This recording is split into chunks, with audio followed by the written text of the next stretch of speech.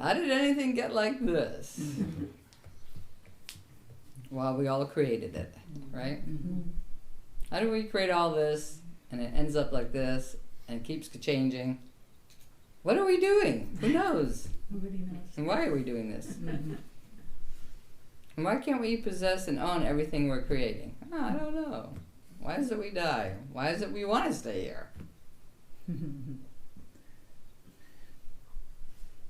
Why is it that hardly anybody as they age really likes it here anymore, but they still want to hang on? Like, why?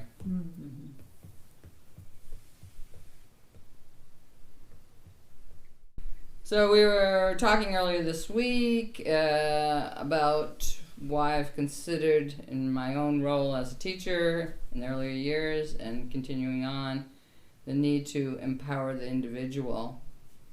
That without that empowerment, there doesn't seem a link to or viability to purify the ego. The ego is such, wants every experience to be about its own personal dynamic of fulfillment.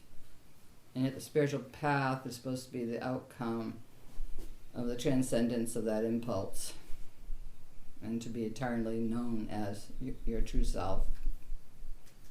You can call it the ego still if you want, or the non-ego, or you can call it the spiritual ego, or whatever you want to call it. But on the journey, when people come to their teacher or they come to the spiritual path, their idea of enlightenment is that the personal one is going to be very powerful and fulfilled by enlightenment. So everybody's actually in life looking for empowerment. You can't really look for enlightenment. Enlightenment looks for you. You're ready or you're not. So if you meet up with a teacher and you already understood the nature of your drive for empowerment and you're not wanting or searching for that, your idea isn't to get enlightened for that, then the enlightenment process or the light itself can reveal itself as your own nature to you, and you're not threatened by it. So people can have deep spiritual experiences and return from them and get really happy that they found it or they're enlightened now. But then they go on in their life and they still want to be an empowered individual that's fulfilled. So then their spiritual impulse or their spiritual experience gets mixed up in a spiritual ego. So enlightenment really has nothing to do for any of that empowerment. But unfortunately, in this day and age, your empowerment as an individual has something to do with you being able to release the ego. Because the only one holding on to the ego is the ego. No one else. Not your enlightenment's holding on to it. Not even your enlightenment's purifying it.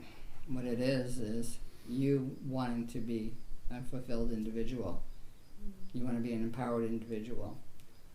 So it's a very strange dynamic where it takes a very powerful person or powerful ego to allow its own release from identification of itself as an ego. So you have to get really powerful to become really pure. But unfortunately, along the way, there's a lot of temptations to use that power for your personal empowerment to be regarded in this world as special and unique and fulfilled. And of course there's powers. Everybody wants powers. Powers. The biggest power there is to become a very empowered individual and allow that to be aligned with enlightenment rather than allow that to be fulfilled as a separate, successful life. Enlightenment doesn't give you a successful life, has nothing to do with that. So why would anybody want it? Well, nobody really wants enlightenment, that's the thing. You can't want enlightenment. You can't want the sun. The sun's just there, just shining. You can't want it. You can't go there to get it. So what do? So in the beginning of the process, most people go to their teacher and say, what do I do? If I can't get there from here, what do I do? What do I do? And they say, eat this kind of diet, do this kind of stretching, meditate this way, focus on your third eye, focus on your belly, focus on me, focus on this. They tell you all those things to give your ordinary life some kind of order to it. So you begin to feel an orderly pattern that's sane, instead of it's very distracted by this desperate and unhappy drive to be fulfilled and empowered. So you slowly just build a life that seems to make sense, that's practical and realistic, and it's coherent. And you begin to feel a little bit empowered by that. And so then, if the teacher turns the key of the transmission on you, by seeing that purification, that empowerment happening, then you begin that transmission process in which is revealed to you that there is only true reality, or the self, or consciousness itself, not a separate one trying to get there and realize it. There's no internal voice inside you that's going to realize your enlightenment. That internal voice is just the empowered individual trying to live a life successfully. That's all it is.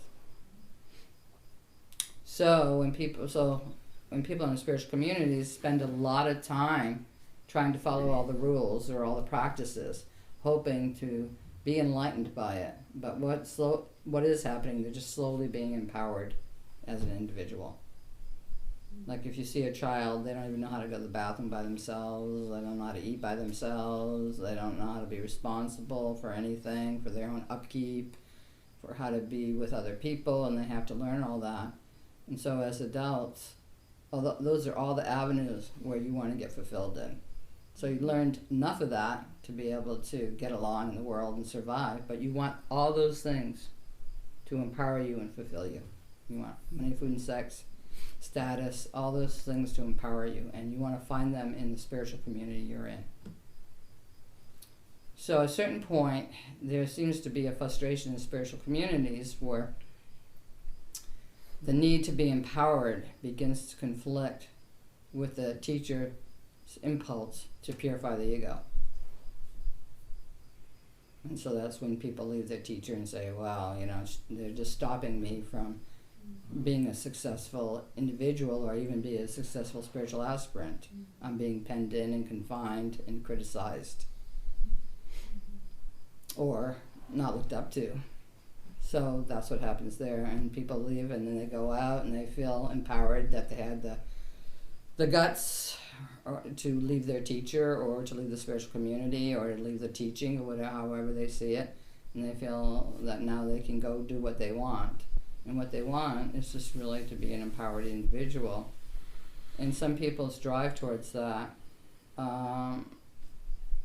has some shady elements to it. Other people's might be a little cleaner, like they want to be upstanding, kind citizens. Other people just want to be successful at any cost. That's why you can meet any kind of people on the spiritual path, both shady, both innocent type, good-hearted people, calculated people, strategic people who just seem to be not interested in helping anybody or caring about anybody. They're just interested in their own status. You can meet all sorts of people on the spiritual path, as in life.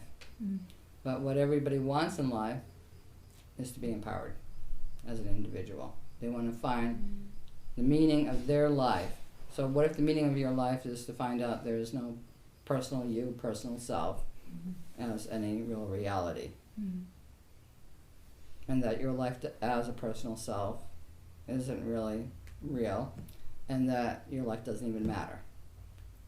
And not only your life doesn't matter, the whole manifestation of life doesn't really matter. Well, that's enlightenment, but nobody wants that. Everybody wants to feel it all matters and that they're empowered in the whole dream. So you're in a dream, a whole bunch of good stuff's happening, you don't want to wake up because you feel like, wow, this is really great, I'm getting empowered, I'm having a good time. Have a bad dream, you gotta say, I gotta wake up, this is terrible, get me out of here. What's going on in the bad dream? You feel your power's being taken away, right? So people interpret, the purification process is that kind of bad dream as a threat on the spiritual life and spiritual path. So the people that can endure the purifying process through the means of transmission of the free state by the realizer, those who can endure it have become strong individuals to know how to check their ego and that ego's desire to be empowered, more and more empowered as its own self. A lot of people leave their teachers and they set up their own ideas, and their own ideas are better than their teachers, and here's the flaws of the teacher. They set all that up.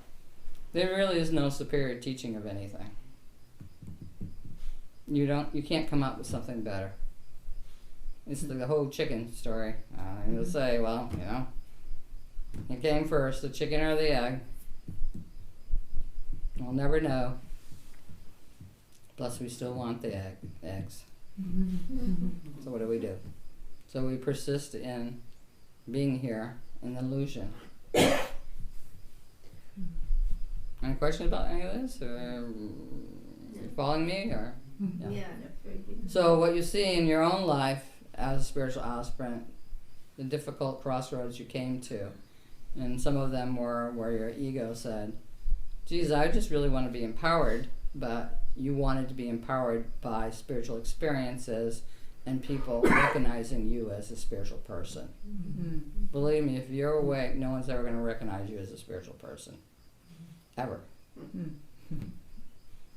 You're outside the dream of what everybody's looking for in enlightenment. You're not in that dream. How can anybody recognize an awakened person?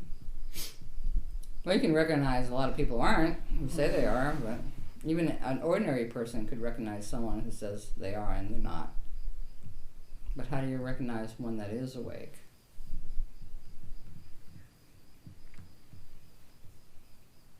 Can't. You just can't. Just can't. But if you're an empowered individual and you meet up with an awakened person, and that empowerment has made you very conceited, then you won't like the enlightened person at all. If that empowerment has led you to the edge which says, all right, well, that's it. This is as good as it gets, this empowerment. I know what I'm doing, and I get a lot of good positive things going on. Is this it? Okay, I'm not satisfied. Then when they meet someone like that, they don't have to have any spiritual religious background, do any practice. They're ready for the transmission. That's how you're ready. So you could just look like some guy walking off the street, never sat down and meditate for 1 second, never even read a spiritual book, but they lived an honest life in pursuing their empowerment. They didn't become shady in the sense that to go forward and be empowerment, they made decisions that were kind of a little shady and dark. Like justify the means justify the end. They did things like that.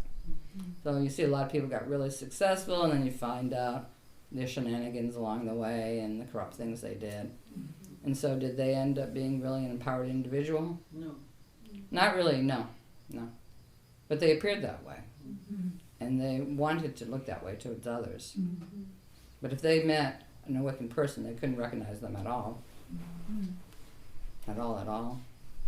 And so it would take, so someone can come to their teacher when they have already understood their own empowerment as an individual. They can find their teacher then. Or they can find it before they ever got that far.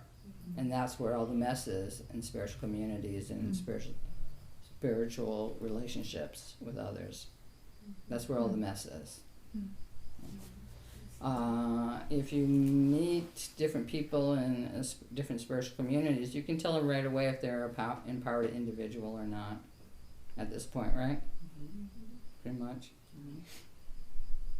And it's hard to meet one. And it's hard to meet one that's aligned with the work of purifying the ego to wake up. So how do you meet a really powerful person that has really true humility? Well, if you started with your teacher and you're just all over the map trying to get fulfilled, trying to be in a, empowered individual, the teacher will guide you through it. Anybody here feel like they're an empowered individual at this point after all these years? Okay, we got a few. Yeah. Mm-hmm. Anybody feel like, no way, I haven't gotten there at all? Nobody, huh? Okay. So that's what I've been guiding you through. Mm-hmm.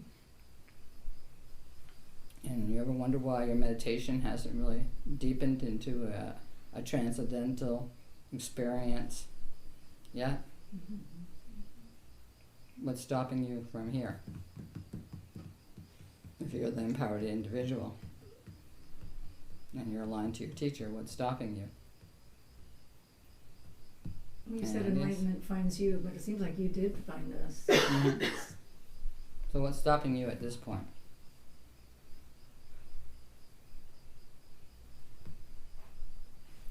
Mm-hmm. What? You got any ideas? Not pure enough? Searching for all the things that make you feel successful. What's that? Searching for all the things you think will make you feel successful. You want to repeat them? Yeah. You want to keep repeating them? Yeah. That's probably a good reason. This time it'll work. Yeah, so you know what doesn't work, Mm-hmm. and so you've attempted things that work, so you feel like you're an empowered person to go ahead and generate your life in ways that are intelligent and successful for you. So you just want to keep doing that and see how far you can go with that. Mm-hmm. You think any other reasons?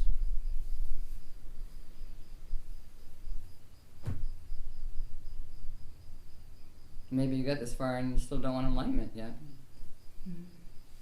I would say fear, but I don't feel a conscious fear of enlightenment, but it's not like a mad attraction either that I can't do anything but do that. Mhm. That's not in, I don't feel that impulse. What would you do if you really wanted enlightenment?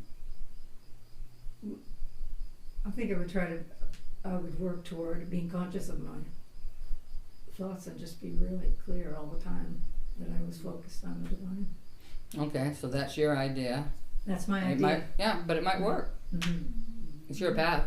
Mm-hmm. I'm just here to show if it's not working or not, or if you're Mhm. doing it or not. Mm-hmm. So you can say you're doing it, and then you can tell me it's not working, and I say, are you really doing it? Mm-hmm. And then you have to say, I Mm-hmm. really want to lie to Santosha. Okay, no, I'm not really doing it. So you think that would work? I think you do it perfectly. I always imagine that there's a process where I'm doing it and I put in enough energy where it just becomes, I make the link. So the divine is then, working that. The purification is not my willpower. I don't feel that. It's No, like, no. then I would connect with Well, obviously, if you don't want to do that, that means you still want to work on finding enjoying different means of your empowerment. Yeah. It seems like it has to be a shift with your relationship with your empowerment. Yeah. Yeah, it has to be a shift. Yeah. Where you're just kind of like, okay, this just is what it is. Mm-hmm. And And there's no need to keep doing it. yeah. Like you exhausted that means of looking out to your empowerment and succeeding at it. You've exhausted it. Mm-hmm. So you're resting, and when you're exhausted something, you don't want to just keep picking it up and doing it. You're just like, I think I'm done with this. Yeah. So you really have to feel you're done with it, Mm-hmm. and then next phase can happen, the purifying process of the transmission. So all the yogic states that people have, and the samadhi and the spiritual states, they all happen naturally when you're ready. It's not you willfully trying to create them. Mm. They all happen naturally. They're inherent in you anyways. Your true state is you. But you like the veil of separation from it, so you can be an empowered individual. Mm. But it's a certain point where you've exhausted the value of that. And that makes you available to, well, if you think there's effort on your part for the next part, that's fine. You can have that idea. I'm not working against that idea. You say it's your responsibility not to let attention to go out and seek for more empowered empowerment anymore. You're not working on it anymore. Just coming to rest.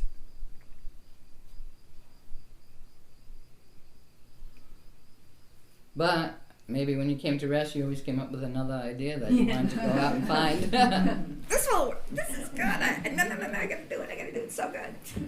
Maybe there's always been another idea behind the other idea and the other idea.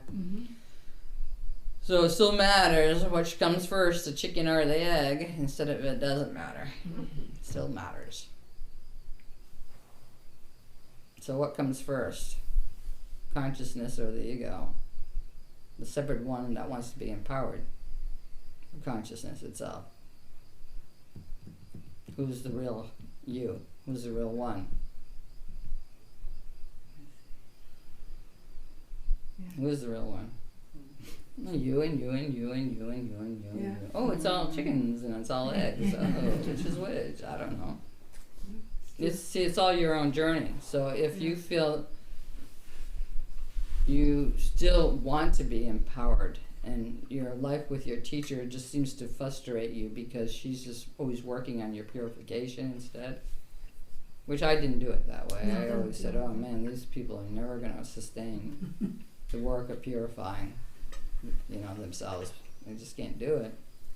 Because basically I felt your hearts were all crushed and you're all weak in life and afraid of whatever's given here and what you ever have to do. So I advocated that empowering you. And a lot of what's happened in the spiritual path in my lifetime has been a more of a psychological view to the whole spiritual path than a yogic or traditional meditational one. So it's been basically what's holding you back, and it's all been a psychological point of view to discover yourself psychologically and what's holding you back. But to know your own psychology is basically to understand the patriarchy, and that's also been a bit missing link. Because you can't understand your psychology apart from the culture you're living in. It's not possible. And the culture you're living in is feminine, suppressed. In hyper-masculine and aggressive way that is also true masculine suppressed. So it's a deep, dark imprint. Deep, dark imprint. So part of your own empowerment journey is to come in contact with that and see it. So, and that's infuriating for most people. So part of that empowerment process is coming into a lot of deep, dark anger that's in everyone about why this place is so loveless and so prone to its own self-destruction and not really its own fulfillment at all. So you have to figure all those things out. That's a lot to figure out on the journey to your own empowerment. That's a lot to go through. And so if the teacher's purifying your impulse to be an empowered one and says you don't have to go there, you just get all really mad. You want a teaching that's going to allow you to be empowered. So you are creating one. You want one. Everybody who's left their teacher said they were empowered after they left their teacher. So either their teacher was good, in which the teacher was purifying them of a separate one, but they didn't like it because they actually wanted to be an empowered person. Or their teacher was suppressive of their journey. That the journey would have to include that their empowerment as an individual. And like kind of the old-fashioned spirituality is that way. And so a lot of teachers have included a kind of psychology of the person to help them in their journey now. But how do you get empowered? Well, that's unique for each person. It's based on what you're attracted to and what you're willing to do there and what you're attracted to. You are not willing, you can't empower yourself and overcome all the obstacles it takes to do that unless your attraction for what you're doing is there. And in a lot of spiritual communities, they make you do rituals and practices that people aren't attracted to. And you feel that if you fulfill them, mostly through an idealistic belief in them and willpower, you will get to your enlightenment. and a lot of people stay for many years, build up a whole fantasy philosophy about how it's working.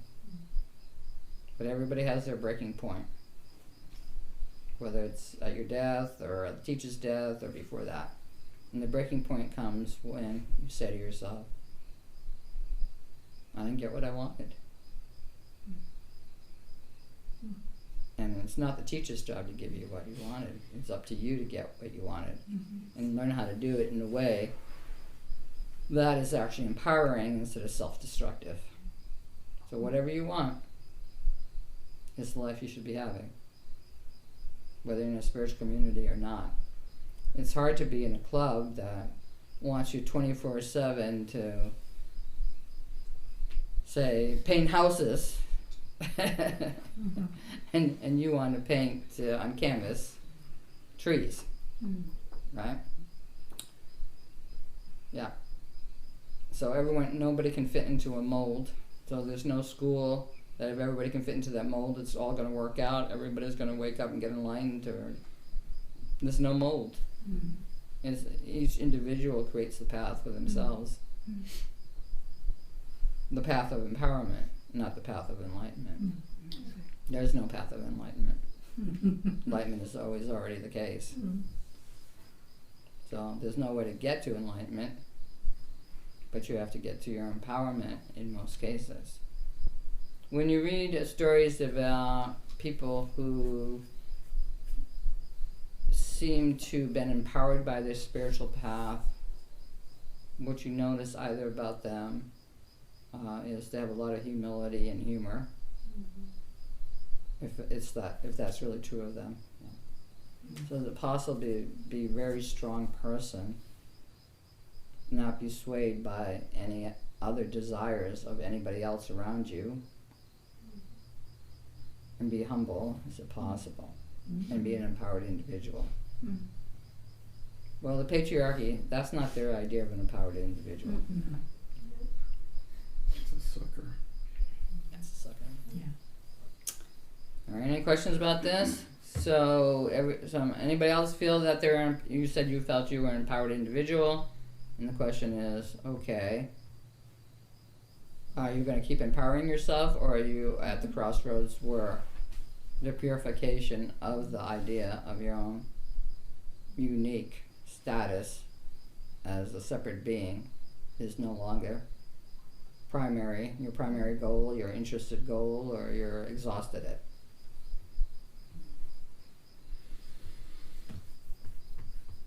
It's a good question, but only you can answer it, so it's a difficult one to answer. Because if you... I don't think empowerment is having a separate self. What's that? It's confusing to me. I don't feel that the separate person is empowered. It's kind of difficult for me to answer that either or. In ordinary ways, of course, you know how to take care of your life successfully. Yeah. You think back in the 20s and what you struggled with, and how to have a life that was sane and intelligent for you. Right. And you managed all those things. Yeah, that's an empowerment. Okay. Yeah. I mean, that seems. And you think of that you wrote a book about certain concepts that had spiritual value to you. That's empowerment of yourself too, right? Right. Yeah. But I don't feel myself divorced from a process of trying to purify myself as being empowered. I can't see that. Am I an empowered individual, or am I someone who is wanting the purification work to begin? I don't see one being mutually exclusive or okay. opposite. That's how you see it. That's just how I see it. Yeah, that's fine. It's like you have to have that burn in your life. Yeah. Well, I'm talking about it in this way to account why people don't get anywhere, and they instead of becoming more humble, they have a big spiritual ego about all their spiritual concepts and their sympathy and how hard they worked at them and all that. So they're confusing all that spiritual work they think they're doing, which hasn't created humility, but actually has created spiritual ego. they're mixing that up with their need to be an empowered individual. Those same people, you might look at their life and see they're not very successful and intelligent with their relationships or with money, food, or sex.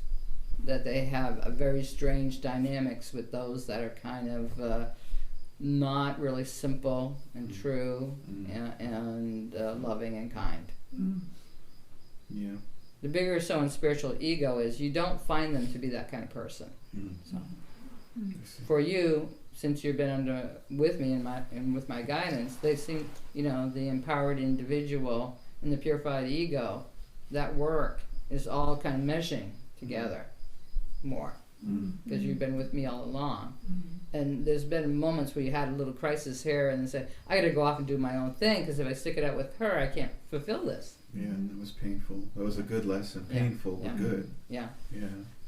But a lot of people just leave and get mad and make up their own path, and their path is about, you can be fulfilled as a separate one and still be enlightened. Yeah. That's Yes. their path. That's Yeah. their idea. Yeah.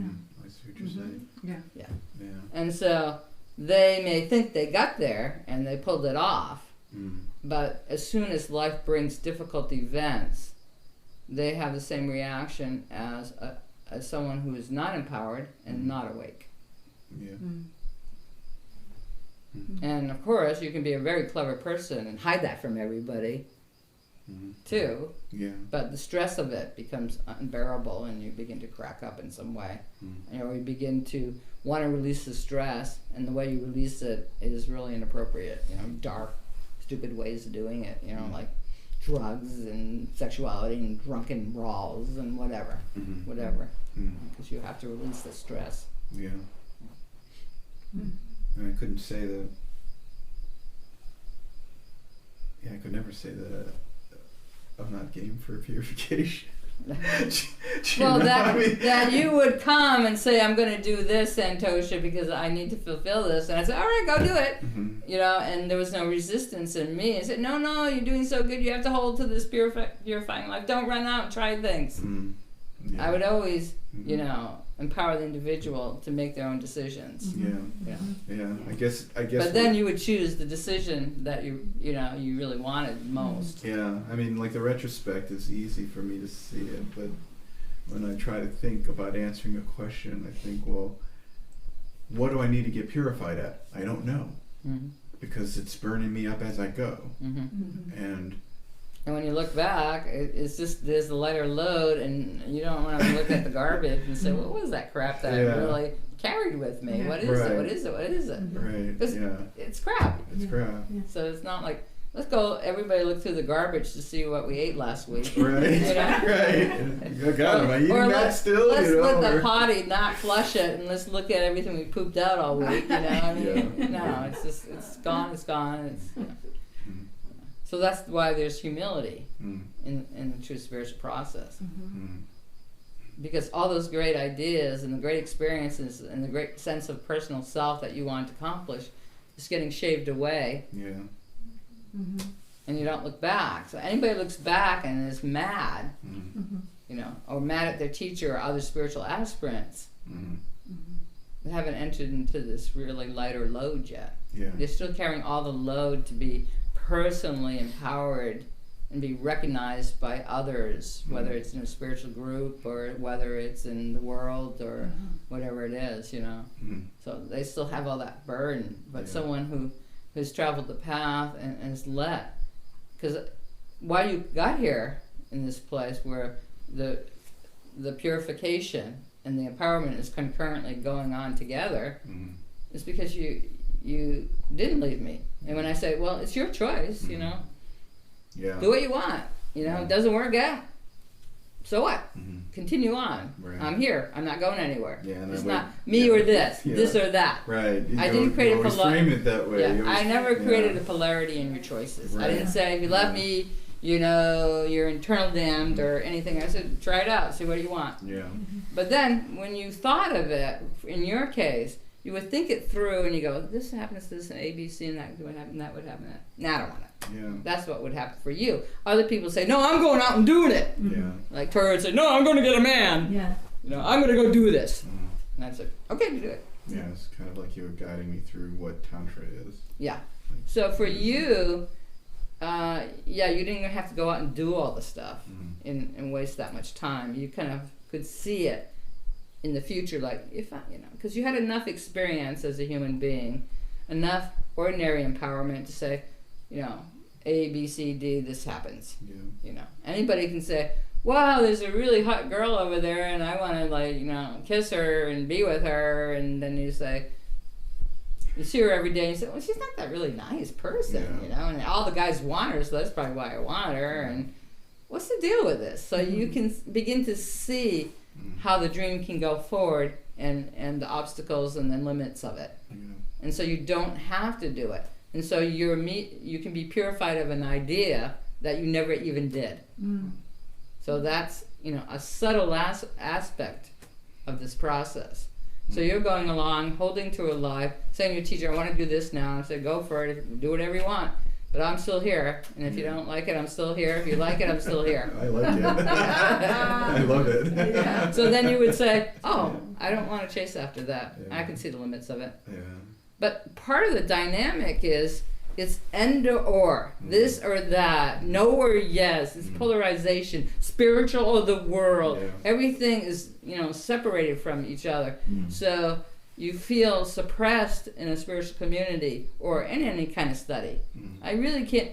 All they ever do is draw still objects. I want to draw a lady dancing. I'm suppressed here, right? Yeah. So that's it. So, but I'm like, well, just draw the lady dancing. Yeah. Right. What's the big deal? Yeah.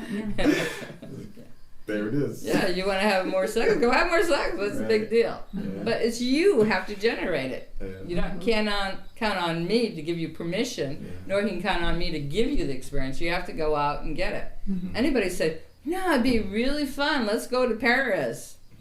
Then people say, well, how much money I got saved up? When can I take the time? I feel kind of old. This is a long plan.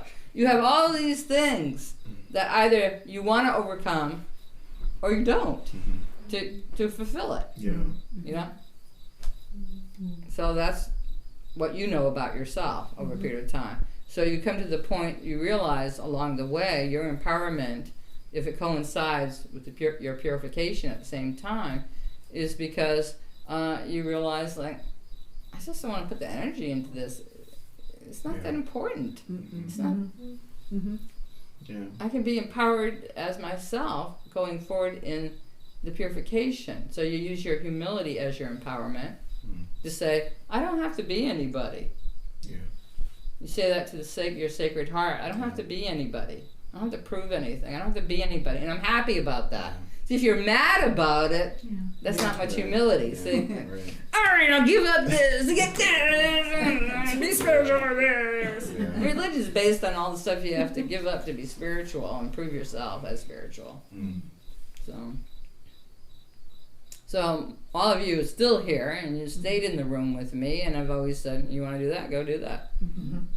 And then you said, well, what would it be like to, not go out and do that? What would it be like to purify? And then I would give you a lot of hints along the way, or actually show you in dreams or in meditation or whatever, or in explanation and teaching.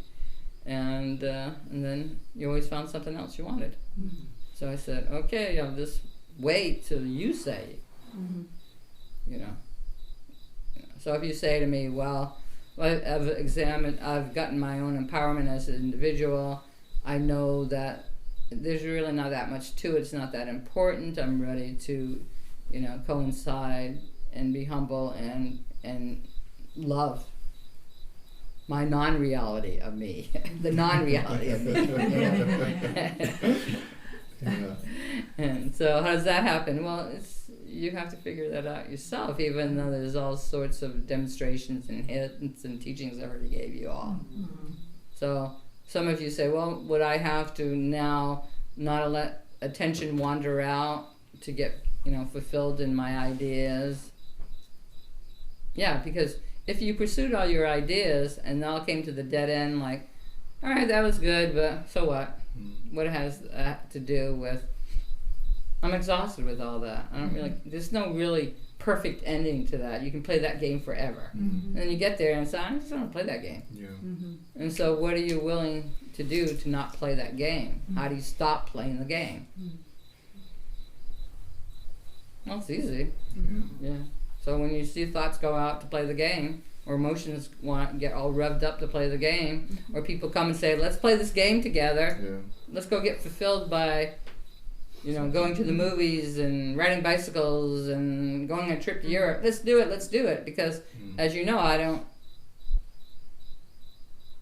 make you do anything.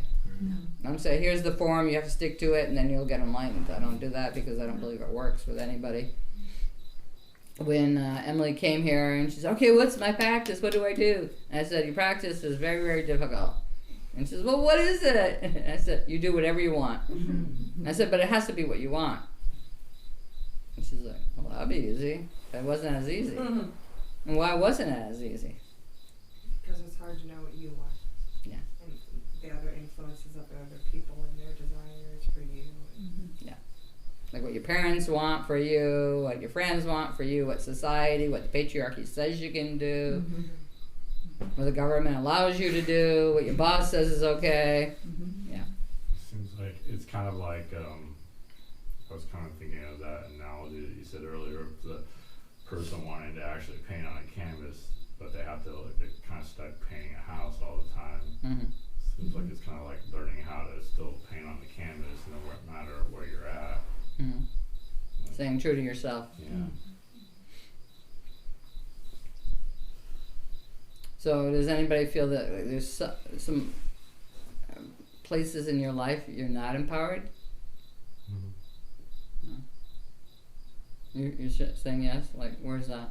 I still think others influence on what I want. Okay. Anybody else said yes on that? I did. Okay. Where's that for you? Still feel like I'm kind of trying to figure out how to empower myself with my survivals in a way that I feel good about and I'm satisfied with. Okay. So in that, do you feel there's no bigger space for the purifying work, the purifying aspect, or the bigger question of who you are? There's not much space because you have to work on this?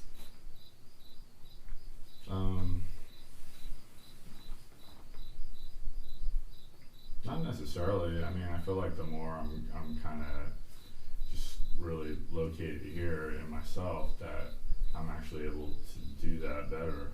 Okay. So If some I'm is not, so then like Neil was saying, it's happening together. Yeah, if I'm not, then it becomes a lot more complicated and scattered, and it's not focused, Okay. and it's not enjoyable either. Well, that's the value of having stayed in the room with me. It can occur together. So the value of the purification in your case is knowing that I'm always here, and that whatever you're doing, you want to feel that it's related to me, in an intelligent way, rather than it's just your thing and it's your secret and you can do it any way you want. So now you feel like to empower yourself and your survival, you want to have, I guess I would use the word integrity with it, because you're with me, you're in this room with me, and you want to say, I'm working on this, and you want to be able to present it as something that that has merit to it. So whether you make lots of money or just an ordinary amount of money, you want to feel like it has integrity, what you're doing. Now, this place is a dreaming vortex with certain ideas that people like, and one of them they like is personal fulfillment. Personal fulfillment through status and fame and money. No one says, I want to examine personal fulfillment through great love of others. No. I mean, we never even heard of such an idea growing up, have we? No, not at all. Not at all. So everyone came in with certain ideas, and we created an arena and a game for those ideas to get played out to find out if they're good ideas. Now, you might get to a certain place and say, I don't think these ideas are very good. But they usually stay unconscious. So you never see the game. You never see the rules of the game. And that the rules were just made up. They don't have to be the rules of the game. But one thing we all can agree on is we're all going to die. So that's an important part of the game. That's actually, we have to pay attention to that information. That's real. Yeah. But everything that happens in between that birth and death, pretty much open for a lot of weird interpretation. Yeah. And you have to find your way to interpret it, that it serves the empowerment of your heart. When your heart is really empowered, then you can wake up. I see. You can align with the true depth that you are, which is the true self. So, yeah. You want to say something, Jerry? No, I was just thinking of watching the playoff games with you, where back in the day where I'd be like, ah, no! You just like straight into the TV. Yeah, if your team was going to lose, you would actually leave the house before the end of the game. It's like, ah, I can't take it! I can't take it. All right. Anything else? No, it's great. Anybody else want to say anything or add anything to it? So every time is actually a good time in your life, you know, to greater depth, to greater humility. You know, as you age and you live as an empowered individual, coinciding with the empowerment, you know, that your heart is what's really empowered. It's not you, the mind. It's your heart, and your heart can live free. That means it can come here and love under all circumstances, instead of trying its individuality to be recognized as a special person. That it just wants to love here. You know. If you get there, it's pretty good. I mean, it doesn't matter how bad the rules are here or what the game is here. But if you look back and you see all the difficult events of your life that served that capacity for your heart to be empowered, that you understood, that you gained great love for it, great humility. You don't look back and say, here's all the bad things that happened to me, and here's all the bad people that did it to me. If you don't look at your life with a bunch of, you know, things happened at you that shouldn't, you know, like Jerry leaving the room before the game because he wanted a certain team, you're always leaving the room of, what is this telling me? You know? It shouldn't be happening to me, so I will not participate. I will not participate. But you can't. You just go back and watch the game the next day. It's just going on anyways. You have to participate. Somebody's got to lose in the game too. Yeah, somebody's got to lose. and that's what makes it fun. That there's losers. There's winners. You know. But you know, what if you watched the game, the team you wanted to win didn't win, and then there was an interview with the losers, and they said, that was a really good game. I really enjoyed playing that game. Would that make you feel like, okay, you know, someone has to lose in that? That seems empowering to lose. It doesn't seem like you're victimized by losing. So if people keep living their life, they look back and say, so-and-so fucked me over, so-and-so fucked me over, this happened, it shouldn't have happened, I didn't deserve that. And they look back and say, wow, that kept showing me the game. It kept showing me, you know, that I have to bring my heart forward, that I have to love under all circumstances, not turn to, you know, justification and strategy and hate. You know, and blame everybody. You know. It's not like you have to go and blame yourself for everything either. No, you just have to choose correctly. Choice is up to you, but it's definitely empowerment in that point. So you thought empowerment was a certain thing, then you find out, no, that's the culture's idea of empowerment. It's minus real love. It's minus real, you know, that my heart can come forward and know who I am. It's minus all that. It's minus everything spiritual. It's minus everything sacred. It's minus everything that's true feminine. It's minus everything that's true masculine. Telling you whether or not, like, it decides whether or not you're important or not. Like, it has the authority to do that. It really does. Only you do. It seems That's like empowered it gives you the empowered way to look at the past is, where are the gems? Where are the gems? Where are the gems? Where are the gems? And Where was they're all attached to the suffering and the pain, you know? How is it a gem? Where is it? What was teaching that moment? The context of me so wanting you had to 20 years, difficult struggle there, right? So where are the gems? All those you don't have to answer that now. but it was all those the gem can be for me to learn. To Yeah. Everybody has the life where you get to learn Right. how to empower your heart in. Yeah. How to live your heart forward. Yeah. Most of the case, I reacted. Yeah. You know? Yeah. Okay? So, here we are again. Okay. Thank you so much. Thank you.